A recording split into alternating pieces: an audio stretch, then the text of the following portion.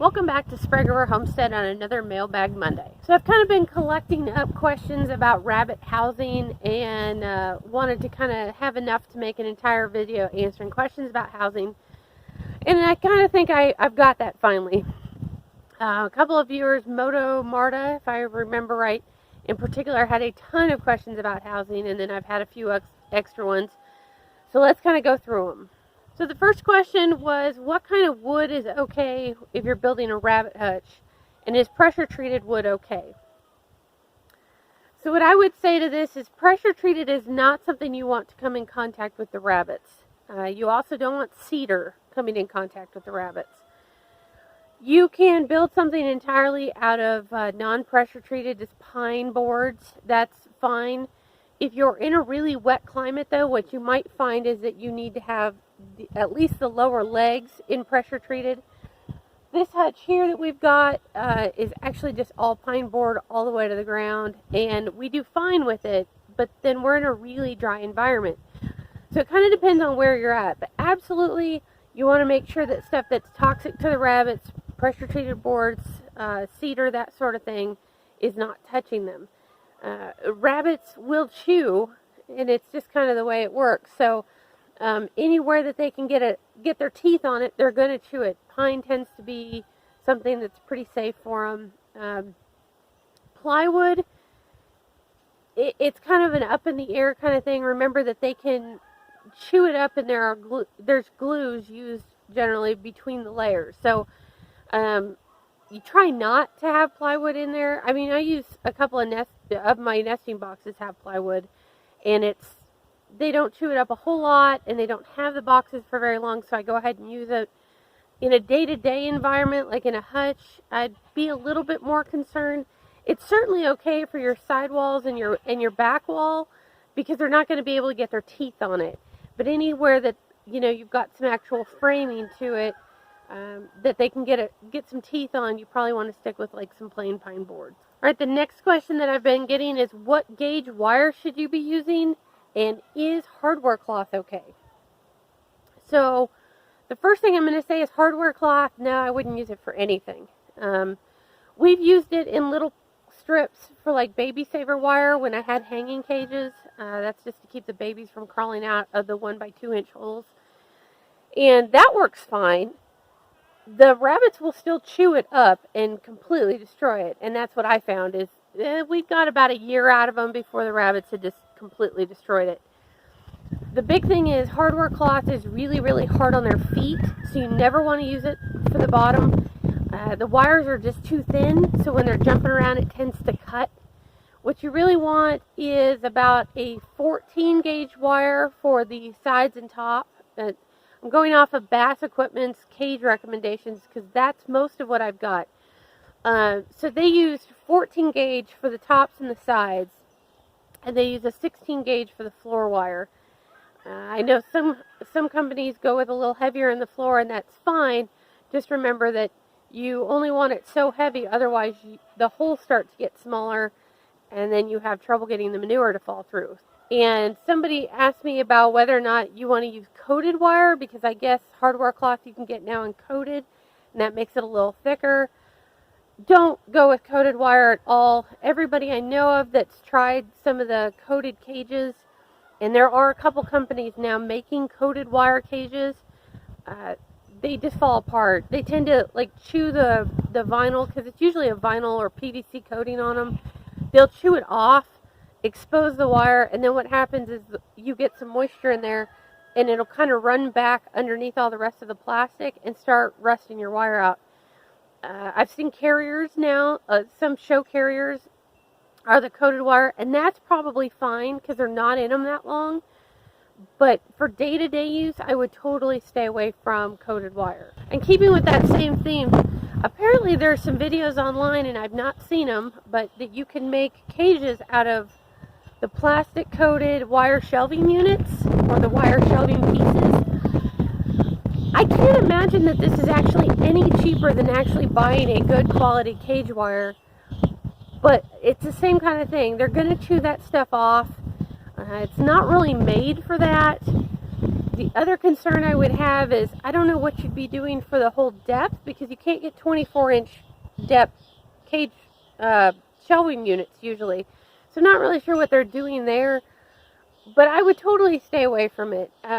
Usually in your wire shelving pieces, you know, there's usually 5 and 6 inch long, even in a 12, there's 5 and 6 inch long pieces, and they run an inch apart. Eventually the rabbits will stretch all that out. I mean, they jerk on things and they chew on things, and I wouldn't go with that. I don't see where it would be cost effective, but I definitely wouldn't because of the coating. Okay, so the next question was kind of a complicated one, but we'll see what we can do here. Insulation versus ventilation. What do rabbits actually need? So the biggest things you need to do is keep a draft off your rabbits and keep them dry. They can take temperatures down pretty low. Ours are in a house, and we still will go below 0 in those houses, and they do just fine with it. I've never had a case of frostbite in my rabbits. Some of the bigger eared breeds, like your English lops and things like that, I guess are prone to it. Again, I only have one as a pet, and I've not had any issues with him. So ventilation is by far the bigger deal, because rabbit urine is very high in ammonia, and that will cause all kinds of respiratory issues. So do I think they need an insulated hutch? Not unless you're in a very, very, very cold climate. And, you know, here we can go a week or 2 weeks and never get above freezing, and the rabbits do just fine. I breed through the winter. We have litters through the winter. The biggest thing is to keep the cold wind off of them. When we get below 0, I will line a corner of the cage with straw and hay to make sure that they're up off the cold wire and that they've got something insulated underneath them. I've also been known to throw nest boxes in there for that purposes, or a board with some straw on top of it. But generally, they like cold a heck of a lot more than they like heat. So the biggest thing is good ventilation and just keeping the wind and the rain off of them. That's kind of the bigger deals. So these next questions are pretty much all about housing and how you've got them set up. So somebody asked, dividers between cages, solid or wire, what's best? I personally prefer wire, just because I've got more flow through, more ventilation there. And I'm not a big fan of the idea that, you know, with a, say you've got a 6-foot hutch and you've got 3 pins in it. If you've got solid boards, they can smell each other, but I feel like you're raising the animals in so much isolation that they tend to stress more. So for me, a wire divider is best. The thing you have to know about wire dividers is that you don't want to keep your bucks next to your does.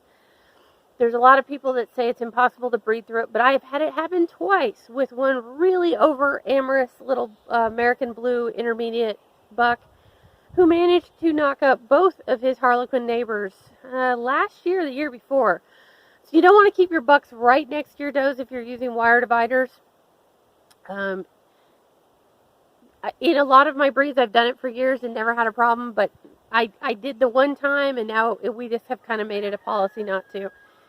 If you're going to have a divider between your cages that's made of wire, if you're doing a hutch or hanging cages or whatever, the big thing is don't do the normal side wire, the 1 by 2 inch.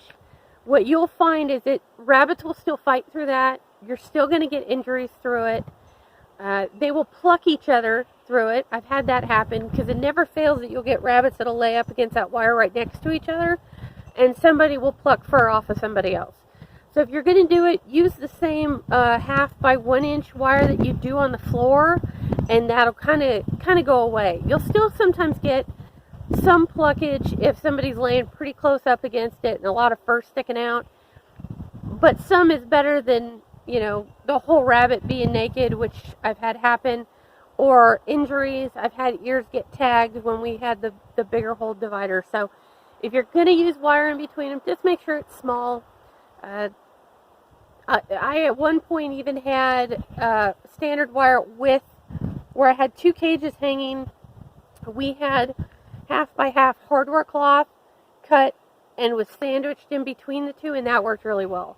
If you are doing modular cages and stacking them together, just put a thing of hardware cloth in between, and that pretty much takes care of that. Keeps your airflow good, but it eliminates any potential for breeding or for injury. So this was a really good question. Does housing opposite sexes near each other cause differences in appetite or behavior? And the big thing with this is yes and no. It really does depend on your rabbits. With our bucks in particular, in Americans, what we have found is about half of our bucks will spray if there are open females around. The other half of our bucks will only spray if they're around other bucks. So it's kind of, you've got to really kind of know your animals and gauge who they are. Our Triantas are another one that next to bucks, a lot of times they'll spray. But my Harlequins, you can put a dozen bucks next to each other, and my Harleys don't spray. You put a Harlequin buck in the middle of a bunch of girls, and that's a whole different thing. So what you might want to do if you're going to have very many rabbits is just kind of play with it and see what works for everybody. I've had does that absolutely were miserable next to bucks. They would grunt, they wouldn't eat, they'd throw a fit all the time, whether they were bred or not bred. And those girls have to live in areas where there aren't any boys, because it's just not worth the stress of trying to keep them at weight. So you have to really kind of know your animals. Try something. If it doesn't work, shuffle them around. It doesn't hurt. Find the solution that works for your animals. Okay, and this last question that I'm going to go through is one definitely for outside hutches and that sort of thing. Although it can be if you're doing your hutches and your cages in a barn too. And that is asking about things like rats, mice, and snakes. Is this really an issue? So rats are horribly nasty creatures. A friend of mine that lived in Eugene, or still lives in Eugene, raised rabbits in hutches outside, and she had a lot of trouble with rats. They would get up into the feeders. If they could find a hole anywhere, they would get into the cages and kill and take kits. They are also really prone to hanging on the other underside of cage wire, and they will chew toes off of rabbits. Rats are really, really nasty. Mice, on the other hand, will get into your feed. They'll also get up into your feeders. I have heard of big field mice getting in and killing babies of small breed rabbits. You know, your stuff like lion heads and Polish and Britannia petites, all the little tiny stuff, tend to be small enough that a mouse can even get in there. Snakes are a lot harder to keep out. It never fails that I hear at least once or twice a year of somebody who went to stick a hand in a nest box and realized that there was a rather large either rat snake, rattlesnake, copperhead, whatever it is, in the nest box. So it does happen, and if you're in a snake area, like a real big snake area, you might want to be really cautious when you're dealing with your nest boxes. Now, what I've always heard from other people, the people that I know down south that have had the most snake issues tend to use the 1/2 by 1 inch wire that you use on the floor for their entire cages. The odds that you're going to get a full-size snake in there that can actually do any damage to your kits is pretty small at that point because the wire is just so tiny. So that might be a solution if you're in an area where you're really concerned about snakes and snakes getting in. Rat snakes apparently are really prone to that. Now, we had rat snakes down in Mississippi that would get in and try and steal the eggs from the chickens. So definitely they are opportunistic. If they think they can get their mouth on it, they will eat it. So it's something to keep in mind if you've really got some snake issues. Now, how to keep them out of a barn. There's a million different products. When I lived down south, everybody said you put, I think it's lime around the edge of a building and it'll keep snakes out. I don't know if it works. I don't know if it's worth trying if you're having a snake issue. But that is definitely something to consider if you're doing hutches outside and you're in a snake area. You need to probably be trying to snake-proof your pens. And like I said, if you're in an area with rats, definitely. We've had trouble here even with mice, even in the barns. We've had trouble with chipmunks. That's another thing, is chipmunks will get in and steal all your feed. And then they'll get up underneath dropping pans. And I've not had them like attack anybody, but chipmunks are just really cuter little rodents anyway. So it's all pretty much the same thing, but definitely take steps. With your feeders, if mice or rats are trying to get into your feeders, just get the feeders with the flip-up lids. That's pretty much what we have and what we went to when we were having issues. All right, so those were our questions about rabbit housing. I hope I was able to answer the questions that everybody had. If you have other questions, feel free to leave them in the comments, and I will do my level best to get back to you. You can always hit me up on Facebook, Instagram, or send me an email to srhomestead@yahoo.com. And that is it for today on your Mailbag Monday from Sprague Homestead. I'm going to get out of here before it starts raining. Happy homesteading.